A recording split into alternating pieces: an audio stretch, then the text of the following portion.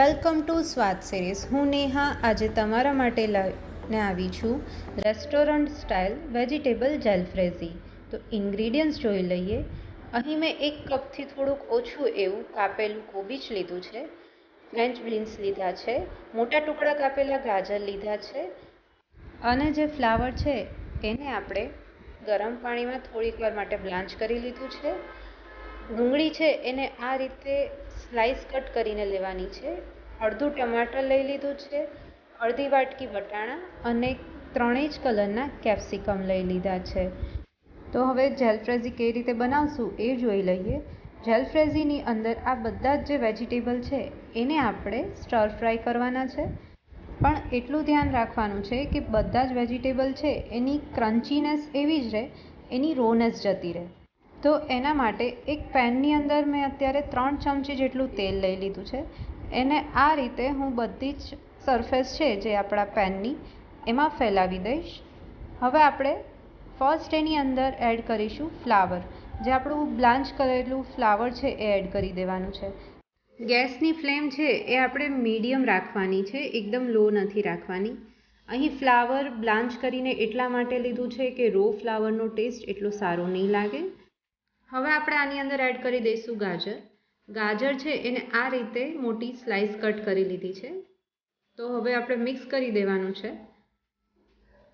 અહીં આપણે salt add કરવાનું નથી વેજીટેબલ્સની અંદર, કેમ કે જો તમે સોલ્ટ એડ કરી દેશો તો આપણા જે વેજીટેબલ્સ છે એ ક્રન્ચી નહીં રહે, સોફ્ટ થઈ જશે. હવે આપણે જે ફ્રેન્ચ બીન્સ આવે છે એટલે કે ફણસી, એને મેં આ રીતે ક્રોસ કટ કરી અને લીધી છે. અડધી વાટકી જેટલી ફણસી છે એને પણ હું એડ કરી દઈશ અને આને આપણે આ જ રીતે પેનની અંદર હલાવતા જઈશું અને થોડી વાર માટે હું એને ઢાંકી દઈશ. લગભગ મેં 1.5 મિનિટ માટે આને ઢાંકી દીધું છે. ગેસની ફ્લેમ આપણે મીડિયમ જ રાખવાની છે. 1.5 મિનિટ પછી હું એને ઓપન કરીશ તો આપણા જે વેજીટેબલ છે એ થોડા ક્રન્ચી થઈ ગયા છે. તમે જોઈ શકો છો ફ્લાવર છે એમાં થોડો ક્રંચ દેખાઈ રહ્યો છે.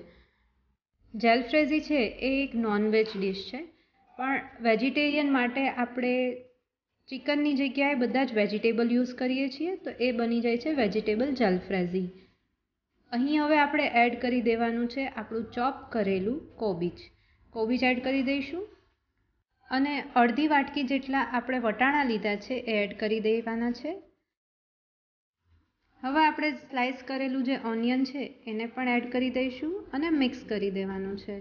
બધા જ જે વેજીટેબલ છે એને આપણે મીડિયમ હીટ પર જ સ્ટર ફ્રાય કરવાના છે. આ રીતે આપણે એને વધારે કૂક નથી કરવાના, એનો ક્રંચ છે એ જળવાવો જોઈએ. અહીં તમે જોઈ શકો છો આપણું ફ્લાવર છે એ સરસ રીતે ચડી પણ ગયું છે અને એને આ રીતે આપણે સ્ટર ફ્રાય કર્યું છે તો એ ક્રન્ચી પણ બની ગયું છે. તો હવે આપણે અડધું કાપેલું સ્લાઇસ ટમાટર એડ કરી દઈશું અને એડ કરી દેવાનું છે યલો, ગ્રીન અને રેડ કેપ્સિકમ.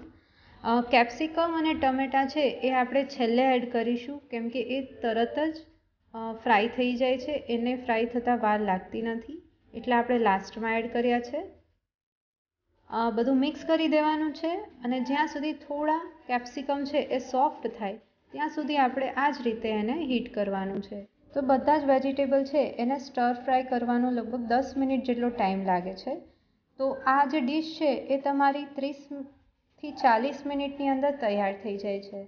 જો તમારા વેજીટેબલ વધારે હશે તો થોડી વધારે વાર લાગશે, બાકી 30 મિનિટની અંદર તો તમારી વેજીટેબલ જેલ્ફ્રેઝી રેડી થઈ જશે. હવે આપણા વેજીટેબલ છે એ સરસ ફ્રાય થઈ ગયા છે, તો હું એની ઉપર થોડો ચાટ મસાલો સ્પ્રિંકલ કરી લઈશ. અહીં સોલ્ટ એડ નથી કરતા, આપણે થોડું ટેસ્ટ માટે ચાટ મસાલો એડ કરીશું. તો હવે ગ્રેવી બનાવી લઈએ. એના માટે આપણે લઈશું 1 બાઉલ જેટલા ટમેટાં, 1 બાઉલ જેટલી ઝીણા કાપેલા કાંદા, આદુ લસણની પેસ્ટ, લીલા મરચાંની પેસ્ટ અને ટોમેટો કેચઅપ. તો એક પેન અથવા તો તમારી પાસે જે કઢાઈ હોય એની અંદર આપણે બટર લીધું છે અને બટર છે એ બળી ના જાય એટલા માટે મેં 1 ચમચી જેટલું તેલ એડ કરી દીધું છે. હવે બટર મેલ્ટ થાય ત્યારે આપણે એની અંદર જીરું એડ કરવાનું છે. અહીં મેં 1 ચમચી જેટલું જીરું એડ કરી દીધું છે. મિક્સ કરી દઈશું. અહીં બટર યુઝ કર્યું છે એટલે જીરું છે એકદમ સરસ નહીં ફૂટે. હવે આપણે એડ કરી દઈશું 2 સૂકા લાલ મરચાં. જાલફ્રેઝીનો મિનિંગ જ છે સ્પાઇસી સ્ટર ફ્રાય. તો સ્પાઇસીનેસ લાવવા માટે મેં અહીં 2 સૂકા લાલ મરચાં એના બી સાથે જ લીધા છે. મિક્સ કરી દેવાના છે. હવે આપણે બારીક સમારેલા ઓનિયન લીધા છે 1 બાઉલ જેટલા, એને આપણે એડ કરી દેવાના છે. ઓનિયન છે એનો કલર થોડો ચેન્જ થાય ત્યાં સુધી એને આ જ રીતે આપણે ફ્રાય કરી લેવાનું છે.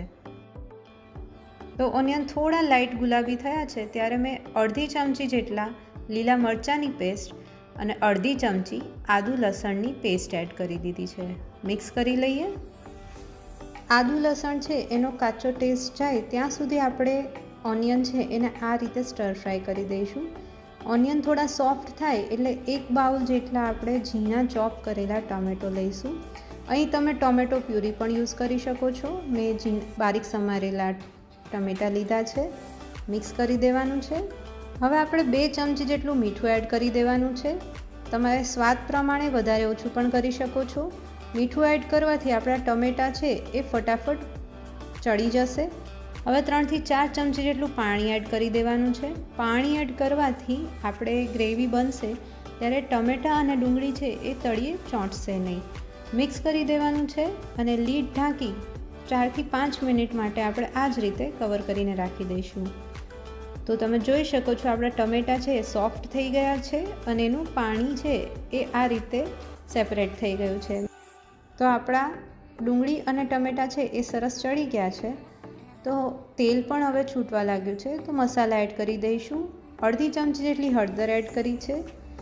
2 ચમચી જેટલું કાશ્મીરી લાલ મરચું એડ કરી દીધું છે જેથી આપણો કલર છે શાકનો એ બહુ સરસ આવશે. અને 2 ચમચી જેટલું ધાણા જીરું પાવડર એડ કરી દીધું છે.